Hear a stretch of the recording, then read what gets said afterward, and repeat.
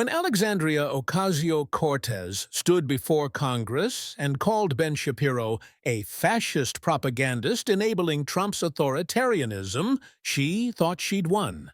She'd humiliated the conservative commentator in front of cameras, shown him who had real power, and landed a blow that would go viral across every progressive platform. She didn't expect him to smile and take notes. What happened next would become a masterclass in how calm logic destroys emotional manipulation. For 37 minutes, Shapiro systematically dismantled AOC's entire career without raising his voice, without personal attacks, with nothing but facts, evidence, and her own words. When he finished, Alexandria Ocasio-Cortez had nothing left but her Twitter account and a dying career. The House Oversight Committee hearing room felt different on October 28, 2025. The official subject was social media misinformation and congressional accountability. But everyone present understood this was really about political theater. The gallery was packed beyond capacity, split predictably down ideological lines. Young progressive activists wearing Bernie Sanders shirts and squad merchandise filled the left side. Phones already positioned for optimal recording angles. Conservative media representatives and political commentators occupied the right, notebooks out, recording devices ready.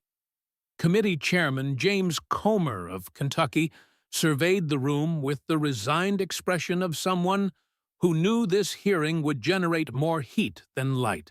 Representative Alexandria Ocasio-Cortez had been invited to testify about right-wing misinformation and its dangers to democracy, a subject on which she considered herself an expert, having been targeted by conservative media since her first campaign. What made this particular hearing different, what added an electric tension to the air, was the presence of Ben Shapiro. The conservative commentator, podcast host, and rapid-fire debater sat quietly in the third row of the gallery, wearing a dark suit and his yarmulke, a yellow legal pad balanced on his knee, pen in hand. At 39, Shapiro had built a media empire on the foundation of what he called facts and logic, an approach that made him a hero to conservatives and a villain to progressives who saw him as everything wrong with modern right-wing rhetoric. AOC had requested he be barred from the hearing. Chairman Comer had denied that request. What she didn't know, what would make the next hour devastatingly worse, was that Shapiro hadn't come just to observe. He'd been invited to testify as an expert witness on media and commentary. She was about to walk into a trap of her own making. The hearing began routinely enough. Comer gavelled the proceedings to order, introduced the topic, and invited Representative Ocasio-Cortez to provide her opening testimony. She stood with the practiced confidence of someone who'd mastered the art of the political performance, adjusted the microphone, and smiled directly at the cameras positioned throughout the room. "Thank you, Chairman Comer," she began, her voice carrying the mix of wounded dignity and defiant strength she'd perfected over years of public appearances. "I'm here today to discuss the very real dangers of right-wing misinformation in our media ecosystem. From Fox News to conservative podcasts to social media influencers, there's a coordinated effort to spread disinformation, to attack progressive voices, to undermine democracy itself." The progressive side of the gallery nodded along, some already composing tweets celebrating their champion's courage. Shapiro, meanwhile, wrote something on his legal pad, expression neutral, showing no reaction whatsoever. AOC continued through her prepared remarks, hitting the standard talking points about media bias, corporate influence, and the need for accountability. It was fine, professional, the kind of testimony that would generate some friendly headlines and maybe a few viral clips for her social media channels. And then she saw Shapiro taking notes, that slight smile playing at the corners of his mouth, and something in her snapped. The opportunity was too perfect to resist. Here was one of her most prominent critics sitting right there, unable to respond in a setting where she had the microphone and the platform. The temptation to go off-script proved irresistible. "And speaking of misinformation," she said, her voice shifting, taking on an edge that made several committee members look up with sudden attention. "We have Ben Shapiro here today." She pointed directly at him, and every camera in the room swiveled to capture his reaction. He looked up from his notepad, met her gaze, and simply nodded once, politely, then went back to writing. The lack of visible reaction seemed to infuriate her more. "Mr. Shapiro represents everything dangerous about modern conservatism," she continued, voice rising with righteous anger. "He uses his platform to spread hatred, to attack women, people of color, Muslims, anyone who doesn't fit his narrow worldview. He enables fascism under the guise of facts and logic. He makes bigotry sound intellectual." Shapiro continued taking notes, his pen moving steadily across the legal pad. He didn't look up, didn't react, just wrote, that slight smile never quite leaving his face. AOC's voice grew louder, more passionate. "He's been a propagandist for Donald Trump, defending a man who incited insurrection, who attacks democracy daily, who represents everything un-American. And Mr. Shapiro gives him intellectual cover. He makes authoritarianism sound reasonable. He makes cruelty sound logical." She was fully committed now, the prepared remarks forgotten, the camera-ready performance transforming into genuine aggression. "You hide behind your Ivy League education, Mr. Shapiro, behind your fast-talking debate tactics. But what you really do is provide cover for bigotry. You make racism sound intellectual. You make sexism sound like logic. You dress up hatred in a suit and call it commentary." The progressive gallery was on its feet, applauding, cheering. This was what they'd come for. Their champion, calling out one of conservative media's biggest names, speaking truth to power, showing courage in the face of right-wing propaganda. Then AOC went further, crossing a line she'd later desperately wish she could take back. "And as a Jewish man, you should know better. You should understand persecution. You should recognize fascism when you see it. Yet you enable it, defend it, profit from it. You've chosen to align yourself with forces that history will judge harshly." She pointed at him again, finger jabbing the air for emphasis. "You're not a journalist, Mr. Shapiro. You're not even a commentator. You're a propagandist for fascism. You're dangerous to democracy, and you're here today because Republicans want to give a platform to your hatred." She sat down to a standing ovation from the progressive side of the gallery. Phones captured every angle of her triumph, already uploading clips with captions like, "AOC destroys Ben Shapiro," and "Watch AOC call out right-wing propaganda." Squad members in attendance beamed with pride. She'd done it. She'd humiliated one of their biggest critics in front of Congress and the nation. AOC looked toward Shapiro, expecting to see him red-faced, angry, flustered, defensive. Instead, she found him still writing on his legal pad, completely unmoved by her attack. He finished whatever note he was making, capped his pen with deliberate precision, and looked up. Their eyes met across the hearing room, and Ben Shapiro smiled. Not a smirk, not a sneer, just a small, knowing smile. Then he placed his pen carefully on top of his legal pad and folded his hands. A picture of calm composure. He looked like someone who'd just been handed an unexpected gift and was already planning exactly how to use it. Chairman Comer cleared his throat and, for the first time since AOC had started her attack, spoke. Representative Ocasio-Cortez. That was quite unexpected. He paused, consulted his notes, then delivered the line that made AOC's confident expression crack for the first time. Mr. Shapiro is actually scheduled to testify today as an expert witness on media commentary and political discourse. The color drained from AOC's face. She hadn't known. She'd attacked him thinking he was just audience, unable to respond, forced to sit there and take it. But he was about to get his own microphone, his own time, his own opportunity to respond. And judging by the way he stood up, gathered his legal pad, and walked calmly toward the witness table, Ben Shapiro had been planning this response for quite some time. Ben Shapiro approached the witness table with unhurried precision.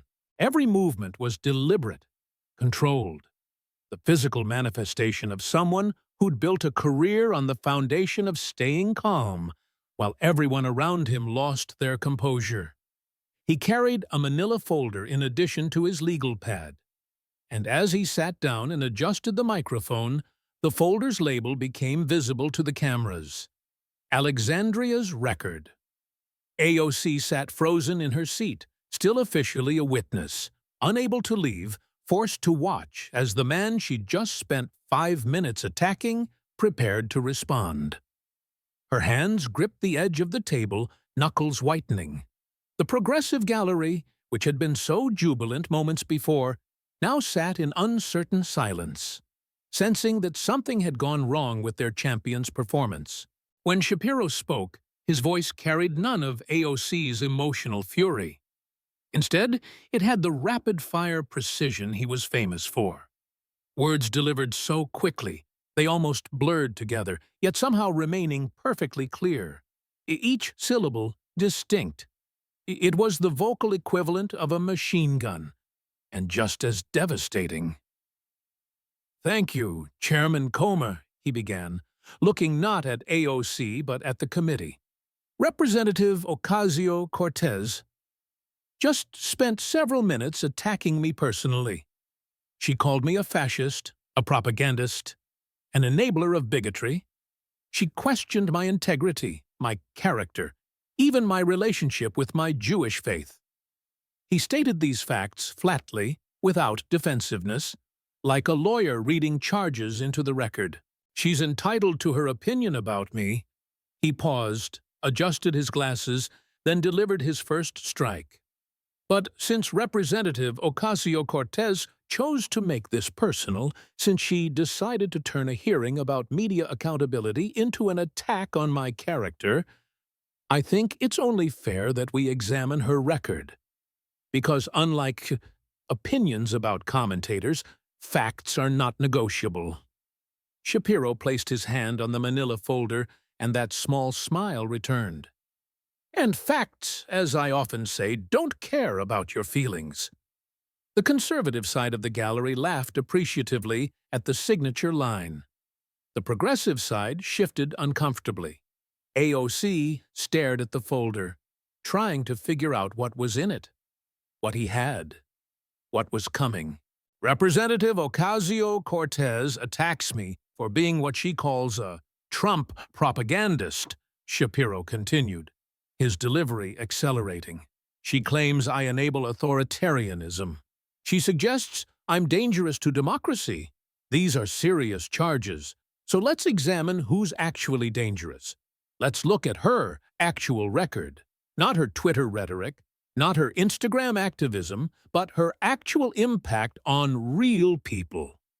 He held up 3 fingers. "I'm going to present 3 categories of evidence. First, financial corruption. Second, economic devastation. Third, constituent abandonment earned." Each finger lowered as he named the category. Not opinions, not feelings, not rhetoric. Facts, documents, her own words, and testimony from people whose lives she's destroyed through her narcissism and neglect. The framework established, Shapiro leaned forward slightly, his voice taking on an edge of controlled intensity. Representative Ocasio-Cortez attacked my character, questioned my integrity, suggested I profit from hatred. So let's discuss who's actually profiting and from what. He opened the manila folder with careful precision, revealing what appeared to be dozens of pages of documentation. When I'm done, Representative Ocasio-Cortez, he said, looking directly at her for the first time since beginning his testimony, you're going to wish you'd stuck to your prepared remarks about right-wing misinformation instead of making this personal. His gaze returned to the documents. Let's begin.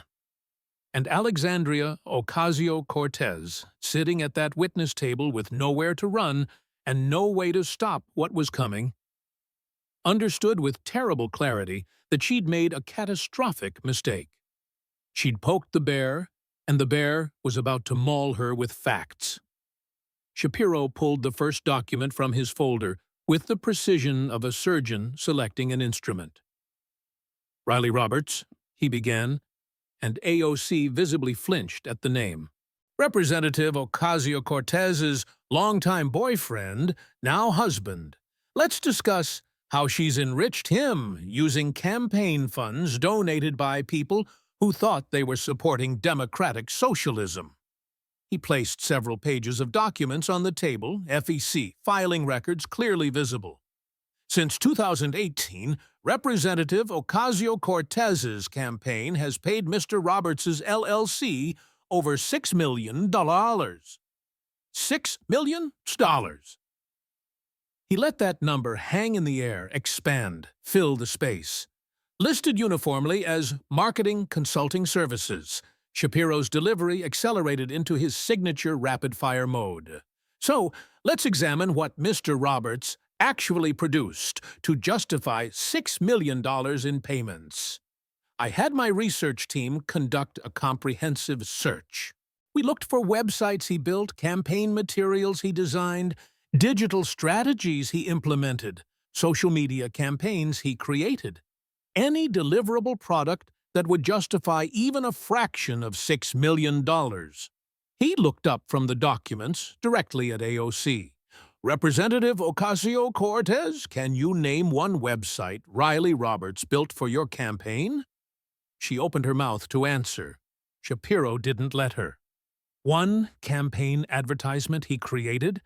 She tried again. One strategic document he produced? Her mouth closed.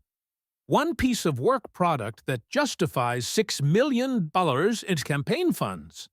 The silence stretched. AOC's face flushed red.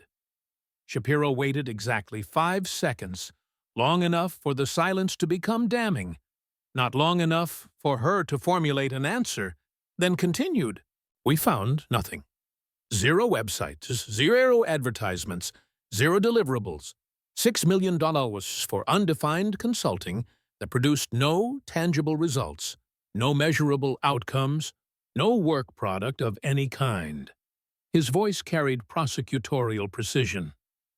That's not consulting, Representative. That's a no-show job. That's putting your boyfriend on the campaign payroll and calling it marketing services to make it sound legitimate. Shapiro pulled out another document. Now, let's discuss how Representative Ocasio-Cortez's personal finances have evolved during her time in Congress. When she entered Congress in January 2019, her financial disclosure showed a net worth of approximately $7,000. Not much, certainly consistent with her narrative about being a working-class bartender struggling to make ends meet. He placed the document down, then pulled out another.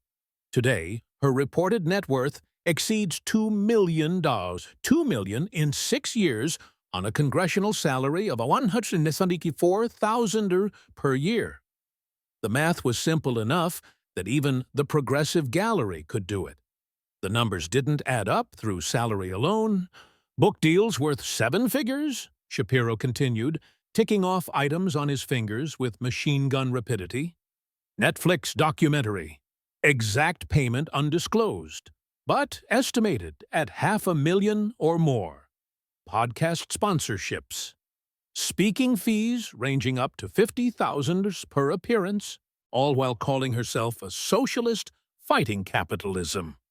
She's made millions, millions from being Alexandria Ocasio-Cortez, the brand, the celebrity, the progressive icon. He leaned back, gestured to encompass the contradiction. Let me be crystal clear about this hypocrisy. Representative Ocasio-Cortez lives in a luxury apartment in Navy Yard that costs over $3,000 per month.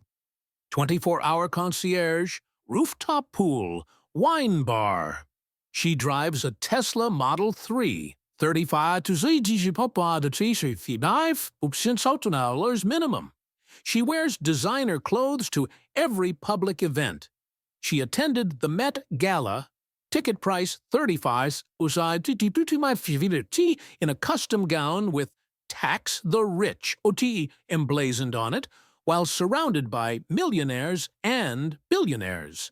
His delivery never slowed, never lost precision. She calls herself a socialist, but she lives like a capitalist. She attacks the wealthy while becoming wealthy from attacking them. She preaches about economic inequality while accumulating personal wealth that puts her in the top 5% of American earners. That's not socialism, Representative Ocasio-Cortez. That's grift. That's using progressive rhetoric to build a personal brand that enriches you, while people who believed in you get nothing. Movement in the gallery caught everyone's attention. A young woman in her early 20s stood slowly, wearing a faded red campaign shirt from AOC's first congressional run. Her hands shook slightly, but her voice when she spoke carried the clarity of someone who'd been waiting a long time to say this. "May I speak?" she asked, looking at Chairman Comer. Shapiro immediately gestured his support. "Please." The young woman stepped forward, and cameras captured the logo on her old shirt. Ocasio 2018, a movement for all. She looked at that shirt, then at AOC, and something in her expression suggested that the shirt meant something very different now than it had when she'd first put it on. "My name is Jennifer Martinez," she said, voice shaking with emotion barely held in check. "I volunteered for Representative Ocasio-Cortez's first campaign in 2018. That was when I believed she was different. When I thought she actually cared about working people. When I trusted that she meant what she said about fighting corruption and serving constituents instead of enriching herself." She pulled the shirt away from her body slightly, looked at it with something approaching disgust. "I worked 60 hours a week for her campaign. 60 hours, completely unpaid. Not underpaid, completely unpaid. I did phone banking until my voice was gone. I knocked on doors in the summer heat until my feet bled. I entered data until my eyes couldn't focus. I did this while working 3 part-time jobs to pay my rent and student loans because the campaign told us there was no money to pay volunteers." Her voice grew stronger, powered by anger that had been building for years. "They said we were building something bigger than money. That we were part of a revolution. That we were fighting the corrupt system that enriched politicians at the expense of regular people. I believed that. I sacrificed my health, my finances, my time, all because I believed Alexandria Ocasio-Cortez was different." Jennifer looked directly at AOC now, and her eyes held nothing but betrayal. Then I found out about Riley. Found out that while I was working for free, while hundreds of us were volunteering 60-hour weeks with no compensation, your boyfriend was getting millions of dollars in campaign funds for work that apparently no one can identify or document. You used us. You made us believe we were building something meaningful, but you were just running the same scam as every other politician. You just had better Instagram captions. She pulled the campaign shirt over her head in one angry motion, standing there in just a tank top underneath, and threw the shirt toward AOC's table. It landed in a crumpled heap on the polished wood. Bright red fabric, like an accusation, like a wound, like the death of hope. "I want nothing to do with you," Jennifer said, voice breaking. "Nothing. You're everything you claim to be fighting against. You're just better at marketing it." She sat down, and several other people in the progressive section of the gallery began quietly gathering their belongings and leaving. Not dramatically, just quietly exiting, unable to reconcile what they'd just heard with the image they'd believed in. Shapiro let the testimony settle before he continued. "Jennifer Martinez represents thousands of young people who believed in you. Representative Ocasio-Cortez, who worked for free while your boyfriend collected millions, who sacrificed for a cause while you built a brand, who thought they were fighting corruption while you were practicing it." He pulled another document from his folder. "But we're not done discussing your finances, because it's not just about how much you've made. It's about the spectacular hypocrisy of making millions from socialism while practicing capitalism, of attacking the wealthy while becoming wealthy, of preaching equality while living in luxury." Shapiro's voice carried a note of something approaching wonder at the audacity of it all. "You wrote a book about the Green New Deal, a piece of legislation that has accomplished precisely nothing in terms of actual policy, and received a $400,000 advance. You did a Netflix documentary about your first year in Congress and reportedly received over $500,000. You go on speaking tours where you charge $50,000 per appearance to tell college students about the evils of capitalism while you pocket their tuition money." He stacked the financial documents neatly, creating a physical representation of accumulated evidence. "You attack me, Representative, for profiting from conservative media. I built an audience through content creation. I provide commentary people choose to consume. You put your boyfriend on the campaign payroll for undefined work. You enriched yourself through government position while preaching about the evils of personal enrichment. Between the two of us, who's actually corrupt?" The question hung in the air, rhetorical but devastating. AOC couldn't answer it, couldn't defend herself, could only sit there while her financial hypocrisy was laid bare for everyone to see. And Shapiro, glancing at his notes, prepared to move to his second category of destruction. The financial corruption was damning, but the economic devastation she'd caused would be even worse. Shapiro flipped to a new section in his folder, and his voice took on a different quality. Less about personal corruption now, more about policy failure and its human cost. Let's shift from how Representative Ocasio-Cortez enriches herself to how she impoverishes others. Specifically, let's discuss Amazon HQ2 and the 25,000 jobs she killed for Twitter likes. He pulled out printed tweets, AOC's own words captured forever on the internet. February 2019. Amazon announced it was canceling plans to build its second headquarters in Queens, New York. 25,000 jobs. Average salary, $150,000.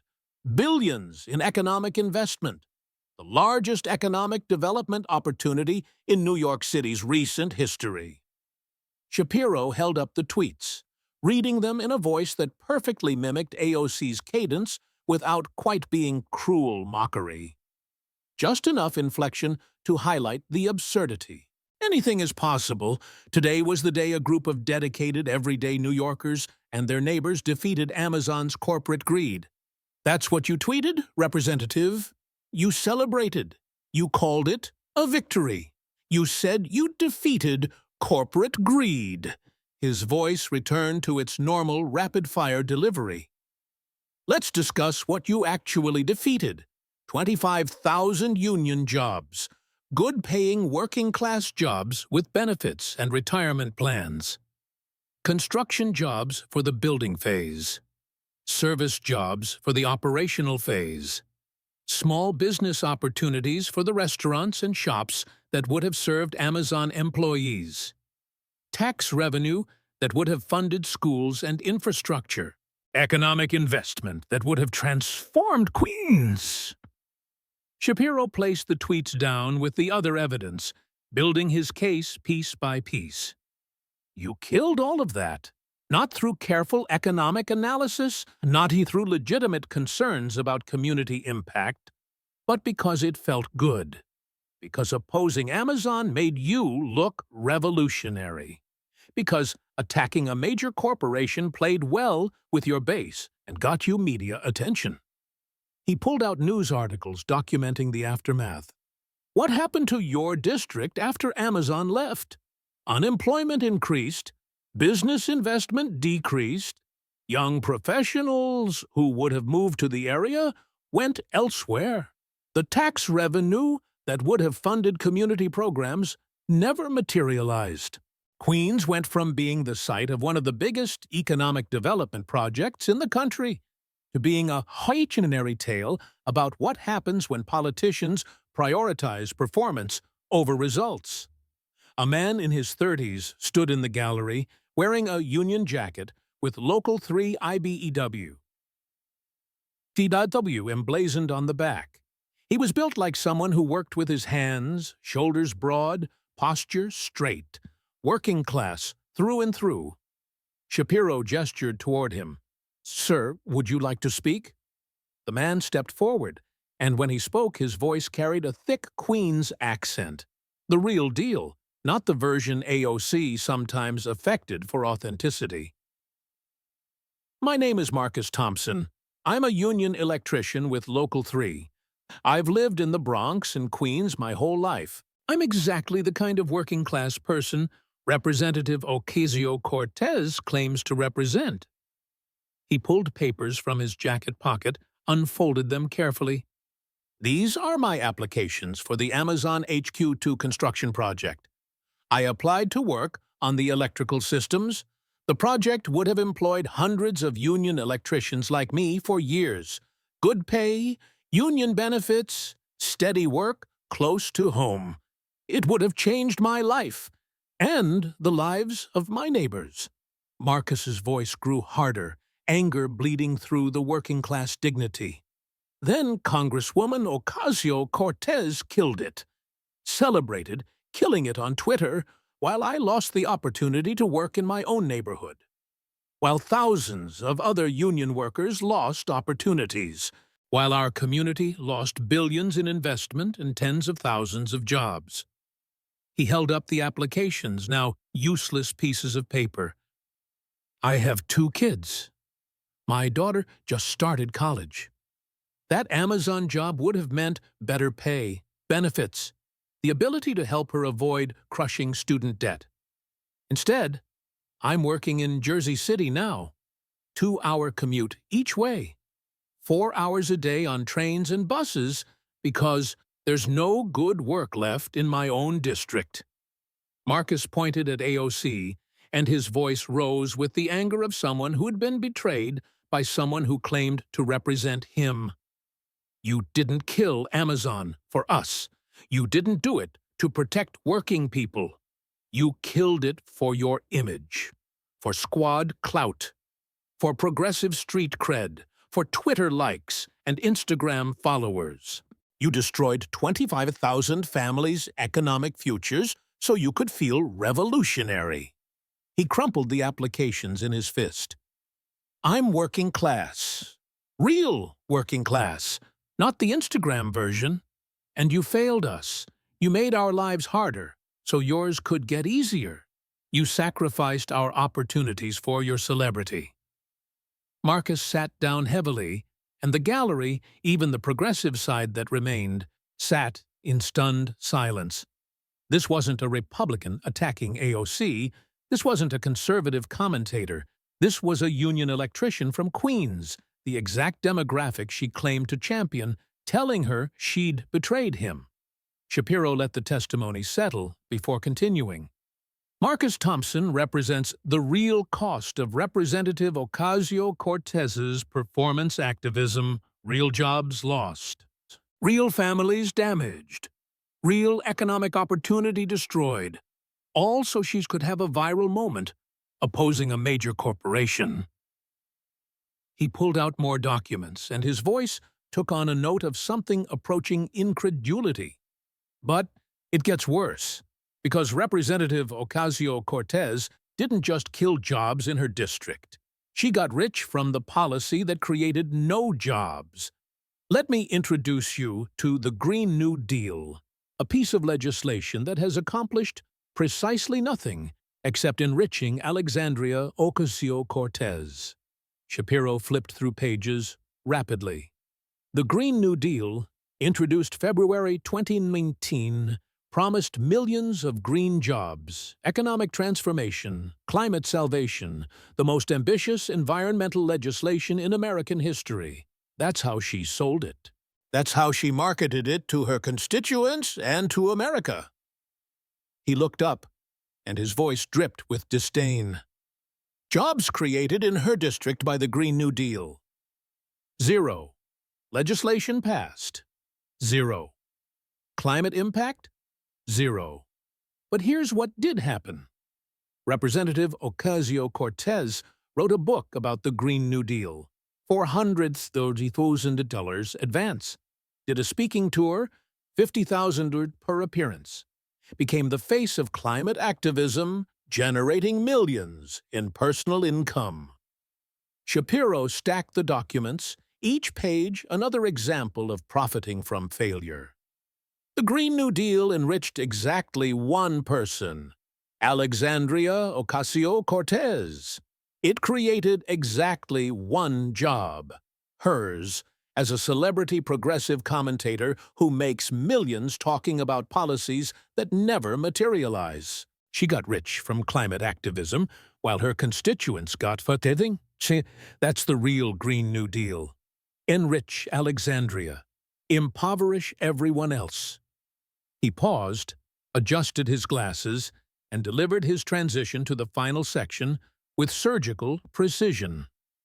So, we've established that Representative Ocasio-Cortez enriches herself through campaign finance violations and progressive grift. We've established that she destroys economic opportunities for the working-class people she claims to represent. Now, let's discuss how she abandoned those constituents entirely while building her celebrity brand. AOC sat at the witness table, face pale, hands trembling slightly, unable to defend herself against any of it. Because every fact Shapiro presented was documented, verifiable, undeniable. Her own words, her own decisions, her own record of corruption, destruction, and abandonment, and he wasn't done yet. Shapiro's voice shifted again, taking on a quality of cold fury that was somehow more devastating than if he'd been shouting. Let's discuss constituent services, the boring work of being a representative, answering phone calls, helping with federal agencies, solving problems for the people who elected you. The work that doesn't generate Instagram content but actually helps people. He pulled out a congressional report, public data that anyone could access. Representative Ocasio-Cortez's office has the worst constituent response rate in Congress. Not one of the worst. The worst, period. Average response time to constituent inquiries, 6 weeks. The national congressional average, 3 days. 6 weeks versus 3 days. Shapiro let those numbers sink in. Why? Why does it take 6 weeks for her office to respond when most congressional offices respond in 3 days? Because responding to constituents doesn't build her brand. It doesn't create viral content. It doesn't make her famous, so she doesn't do it. He pulled out letters, emails, voicemails, documentation of constituent attempts to reach AOC's office. Not to read them all, which would be boring, but to show the physical stack of ignored requests. These represent hundreds of constituents who needed help with Medicare, with Social Security, with VA benefits, with immigration paperwork. Basic services that congressional offices are supposed to provide. Shapiro held up one letter specifically. Elena Ruiz, 73 years old, couldn't navigate Medicare enrollment. Called Representative Ocasio-Cortez's office 12 times over 3 months. 12 times. Never received a call back. Eventually, in desperation, she called a Republican congressman's office, not even her representative, and they helped her in 1 week. 1 week to solve a problem that AOC's office ignored for 3 months. Another letter. David Kim, small business owner, needed help with an SBA loan application during COVID. Called 9 times over 2 months. Got exactly 1 form letter response. Automated, generic, useless. His business closed. He's working night shift at a warehouse now, trying to pay off debts from a business that might have survived if his congresswoman had answered his calls. Shapiro placed the letters down with the other evidence, building a monument to neglect. Why couldn't Representative Ocasio-Cortez's office help these people? Why were they too busy to respond? Let me show you what they were busy with. He pulled out a different kind of documentation. AOC's public schedule, her media appearances, her celebrity activities. During the same period, Elena Ruiz was calling 12 times. Representative Ocasio-Cortez was filming a Netflix documentary, doing a Vogue magazine photo shoot, attending Fashion Week, recording podcast episodes, doing a book tour, attending the Met Gala, and making approximately 47 Instagram posts about various progressive causes. His delivery accelerated into machine gun territory. She had time for Netflix, but not for Elena. Time for Vogue, but not for David. Time for Fashion Week, but not for her constituents. Time to attend a 35 gala, but not to answer phone calls from elderly people who needed help navigating Medicare. A middle-aged man stood in the gallery, Puerto Rican, maybe 50, wearing a simple button-down shirt that had been washed so many times the collar was fraying. He carried himself with the quiet dignity of someone who'd built something with his own hands and watched it crumble. "Sir," Shapiro paused, giving him space. "My name is Carlos Rodriguez," the man said, his accent thick, his voice carrying the weight of loss. "My family owned a restaurant in the Bronx. Rodriguez Family Restaurant. Traditional Puerto Rican food. My grandfather opened it in 1981. 42 years of family business. 3 generations of work." He pulled worn photographs from his pocket, pictures of the restaurant in its prime, full of customers, vibrant and alive. "COVID destroyed us. We closed during the lockdowns. We supported them, understood they were necessary, but we needed help. The PP loans, the EIDL programs, all these acronyms and forms and requirements we didn't understand. We're good at cooking food and serving families, not navigating government bureaucracy." Carlos's voice wavered but held. "I called Congresswoman Ocasio-Cortez's office. She represents us. I thought she would help us. She's Puerto Rican like us. She talks about supporting small businesses and working families. I called 8 times over 4 months. Left messages explaining our situation, asking for help, understanding the relief programs, begging for someone to call us back." He held up the photographs, and the cameras captured the contrast, images of a thriving family business, now just memories. No one ever called back. Not once. But I saw Representative Ocasio-Cortez on television, at celebrity events, at fashion shows, giving speeches about supporting working people and small businesses. She had time for that. No time for us. Carlos's voice broke. We lost the restaurant. 42 years. My grandfather's dream. My father's life's work. What I was supposed to pass to my children. Gone. Because we couldn't navigate the relief programs alone, and our congresswoman was too busy being famous to help us. He looked at AOC, and tears ran down his face unashamedly. My father died 6 months after we closed. Heart attack, the doctor said, but I know what really killed him. Watching his life's work disappear, while the person who promised to represent us was too busy taking selfies with celebrities. The photographs slipped from Carlos's hands, fluttered to the floor between the witness table and the gallery.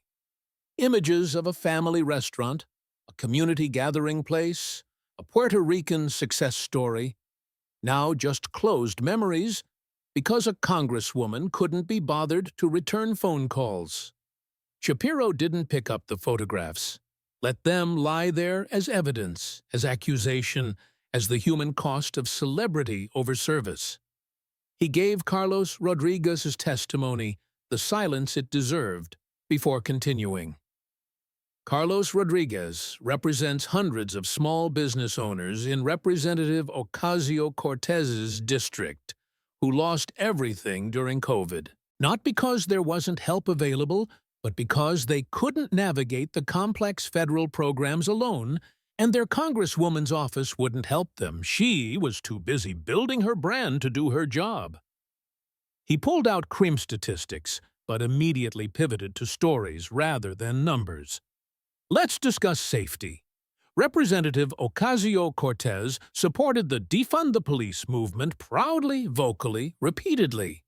Shapiro showed her tweets, her speeches, her media appearances advocating for reducing police funding.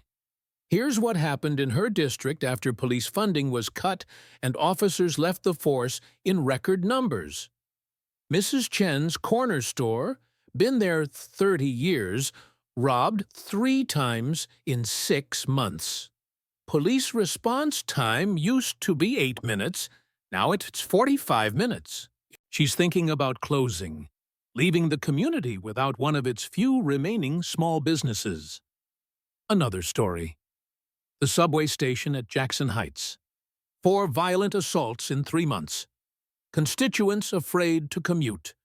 They wanted more police presence. Representative Ocasio-Cortez suggested more social workers. They needed safety. She gave them theory. Shapiro's voice carried genuine anger now, controlled but unmistakable. While crime increased in her district, while her constituents felt unsafe in their own neighborhoods, Representative Ocasio-Cortez was on progressive podcasts discussing abolishing prisons and reimagining public safety. Her constituents needed protection. She gave them performance activism. He gathered his documents, preparing for his closing argument. So, let's summarize Representative Ocasio-Cortez's record. She puts her boyfriend on the campaign payroll for $6 million, while volunteers work for free. She kills 25,000 union jobs for Instagram clout. She gets rich from climate activism while creating 0 green jobs. She ignores constituents' calls to while attending celebrity events. She lets small businesses collapse while filming Netflix documentaries. She allows crime to increase while advocating for defunding police. Shapiro stood, and his voice carried absolute certainty. Representative Ocasio-Cortez attacked me at the beginning of this hearing, called me a fascist, a propagandist, dangerous to democracy. But I'm a commentator. I give opinions people choose to consume or ignore. She's a congresswoman. She has actual power over actual people's lives, and she's abused that power to enrich herself while destroying the lives of the working-class people she claims to represent. He looked directly at AOC for the final time. Between the two of us, Representative, who's actually dangerous? The question hung in the air, unanswerable, devastating, final. Shapiro remained standing, gathered his documents with precise movements, and delivered his closing with the rapid-fire precision that had made him famous. Representative Ocasio-Cortez, you began this hearing by attacking me. You called me a fascist propagandist, enabling Trump's authoritarianism. You questioned my character, my integrity, my relationship with my Jewish faith. You suggested I profit from spreading hatred and undermining democracy. He placed his hand flat on the stack of evidence he'd presented. I've responded not with insults, but with your record. Not with opinions, but with facts. Not with feelings, but with documentation. His delivery accelerated, each point a hammer blow. $6 million to your boyfriend for undefined consulting work that produced 0 deliverables. 25,000 union jobs killed because opposing Amazon made you look revolutionary. Millions earned from Green New Deal book deals and speaking tours, while the policy created 0 jobs. Worst constituent response rate in Congress because you're too busy being a celebrity to answer calls. Small businesses collapsing while you film Netflix documentaries. Crime increasing while you advocate for defunding police. Shapiro paused, let the accumulation of evidence settle, then delivered his judgment. You're not a socialist representative. Socialists believe in collective ownership and shared resources. You believe in enriching yourself while using progressive rhetoric. You're not even a progressive. Progressives believe in using government power to improve people's lives. You use government power to build your personal brand. His voice dropped, became colder. You're a narcissist who found a profitable niche. You discovered you could market performance activism, that you could get rich from pretending to fight for the working class while actually exploiting them. You're everything you claim to oppose. Corruption, self-enrichment at the time, pensioning to constituents. You just have better Instagram captions. Shapiro began gathering his materials, preparing to sit down, but delivered one final line. You called me dangerous to democracy, Representative Ocasio-Cortez, but I'm a commentator expressing opinions. You're a congresswoman abusing power. You're a celebrity who forgot to do your job. You're a fraud who used people's hopes for your own enrichment. He looked at her one last time and delivered his signature line with perfect timing. Facts don't care about your feelings, Representative. And these facts destroy your career. He sat down. No triumph in his expression. No satisfaction. Just the calm composure of someone who'd presented a case, made his argument, and knew the evidence spoke for itself. AOC sat frozen for a moment, then stood on shaky legs. Her voice, when she spoke, carried defensive desperation. This is character assassination. It's your record, Shapiro interrupted calmly, not even looking at her. She tried again. You're taking things out of context. Which fact was out of context? He looked up now, genuinely curious. The $6 million to your boyfriend, the 25,000 jobs you killed, the constituents that you ignored. Which specific fact did I misrepresent? AOC opened her mouth, closed it, opened it again. Nothing came out. She couldn't point to a single fact he'd gotten wrong because he hadn't gotten anything wrong. It was all true, all documented, All her own words and decisions and consequences. She tried one more desperate defense. This is exactly what I was talking about. Right-wing attacks on strong women of color who, 3 people testified against you today. Shapiro cut her off, his voice carrying absolute finality. Jennifer Martinez, a young woman who volunteered for your campaign. Marcus Thompson, a union worker from Queens. Carlos Rodriguez, a Puerto Rican small business owner. 2 women and a Latino man from your own district, your own demographic, your own community. This isn't a right-wing attack, Representative. This is accountability from the people you betrayed. He delivered the killing blow. Try again.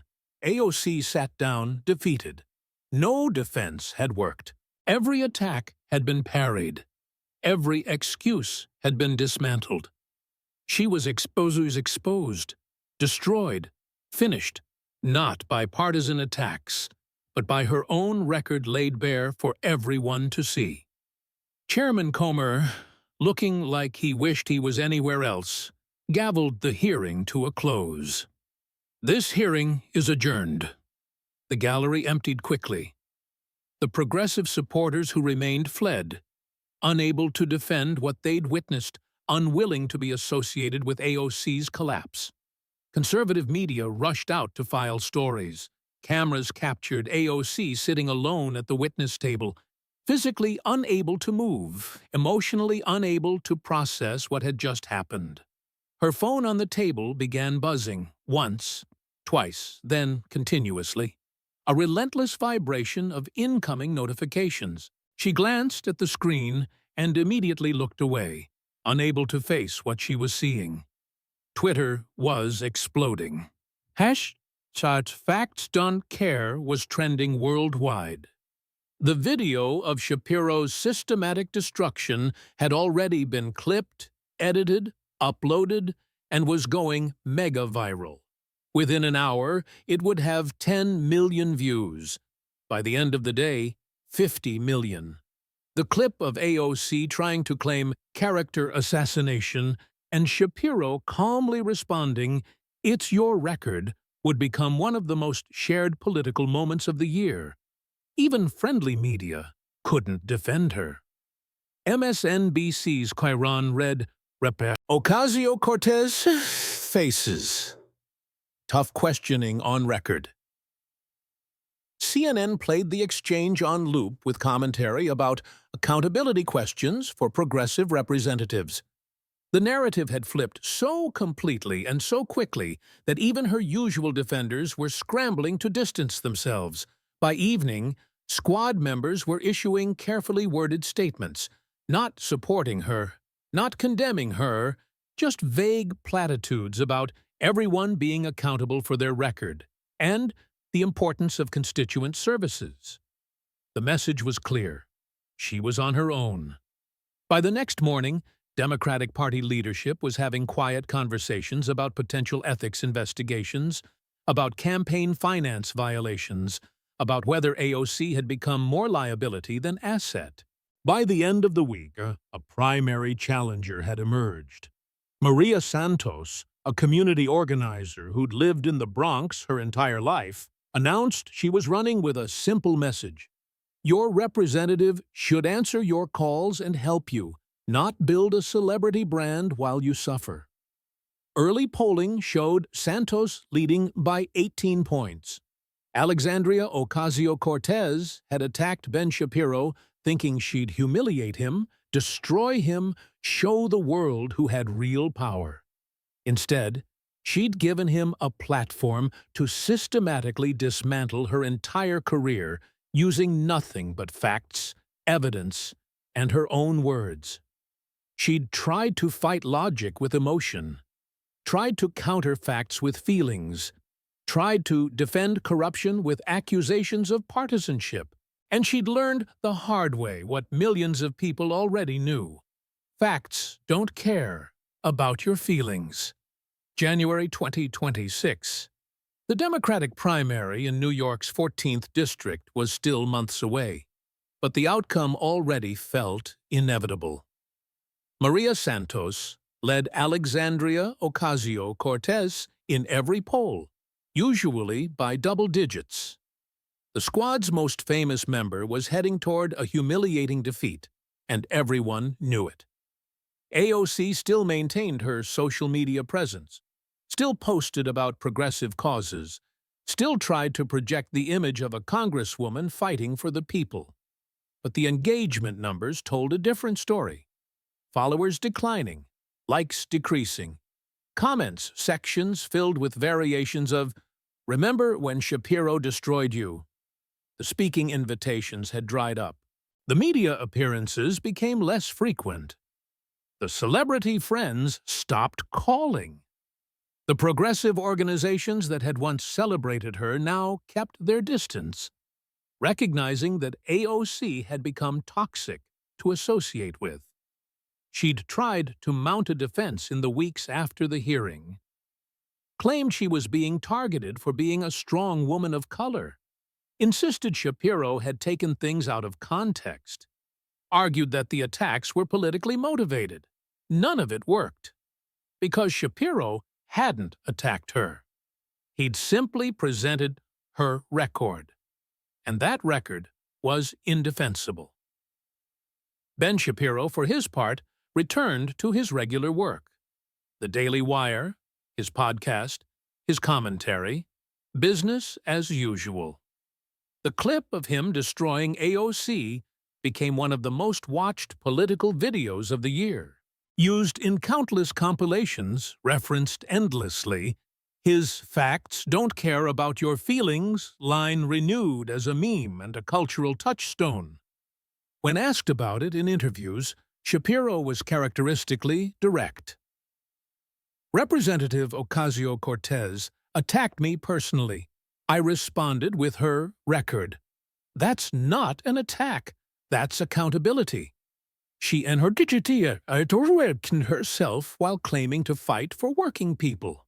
She killed jobs while pretending to create them. She ignored constituents while building a celebrity brand. Those are facts. And facts, as I always say, don't care about her feelings about being exposed. Jennifer Martinez, the campaign volunteer who testified, was now working for Maria Santos's campaign. "This time, I'm working for someone who actually cares about helping people instead of becoming famous," she told reporters. Maria answers her phone. She shows up to community meetings. She does the work. That's what representation is supposed to look like. Marcus Thompson, the union electrician, found a construction job closer to home, not in Queens, since Amazon never came back, but close enough that his commute dropped from 4 hours to 90 minutes. "Still wish I had that Amazon job," he told a local newspaper, still angry at Ocasio-Cortez for killing it.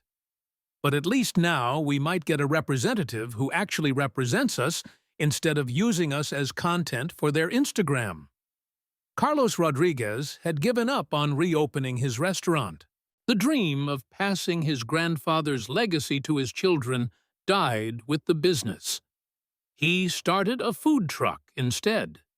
Smaller, more manageable. No longer the community gathering place his family had built over 42 years, but something.